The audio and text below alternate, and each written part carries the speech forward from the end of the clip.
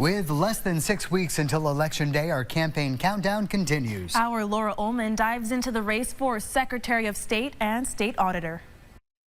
Darren and Kiana, two Democratic incumbents, Sarah Copeland-Hansis and Doug Hoffer, will both face off against H. Brooke Page for Secretary of State and State Auditor, respectively. The State Auditor's Office attempts to hold the government responsible by analyzing how taxpayer funds are used. They write reports and come up with recommendations to save money, stop fraud, and spend wisely. So we pick programs and agencies and departments and review how they're doing. And we measure their performance against objective standards. Doug Hoffer, a Williams College and Law School graduate, has held the position for 12 years. After working in Burlington's Community Economic Development Office under the then Mayor Bernie Sanders, he pursued a career in public policy before winning the Auditor's Office in 2012, and he has no desire to give up the spot. I enjoy the work. We have a great crew. There's more work to be done. Hoffer and his team have completed over 60 reports in his tenure. He's most proud of his investigation into abuse at nursing homes, his recommendation to change the state employee health insurance system, and his report on the Corrections Department health care contract. His opponent, H. Brooke Page, has quite a different story. The top hat styling Republican fell in love with Vermont and started his time in the state by commuting to work in Philadelphia. Now he works part-time at a creamery and volunteers for the State Historical Society, State House, and Select Board in Washington. He wants to breathe fresh air into Montpelier. I think that people are kind of getting tired of things. Page says he doesn't really want to be auditor, and if he's elected, he will tell the governor to replace him with Linda Joy Sullivan, who believes he is the right person for the job.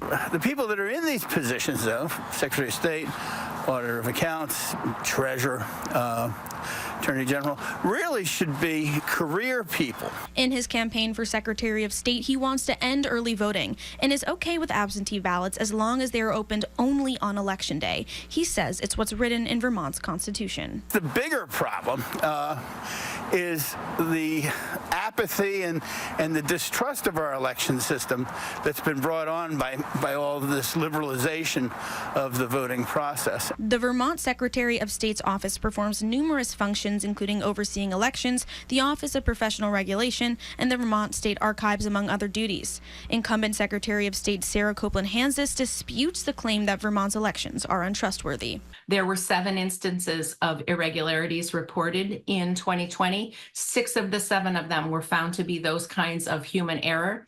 And the 7th was someone who was doing that on purpose to try to test the system. I don't have concerns about the security of our elections. Sarah Copeland-Hansis grew up in Corinth and graduated from the University of Vermont. She was a teacher and a stay-at-home mom before she served in the Vermont legislature for 18 years.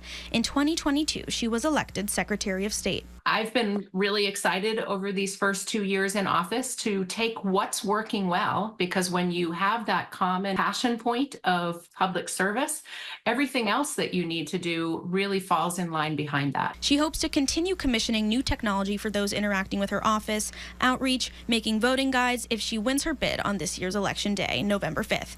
In the studio, Laura Ullman, Channel 3 News. Laura, thank you.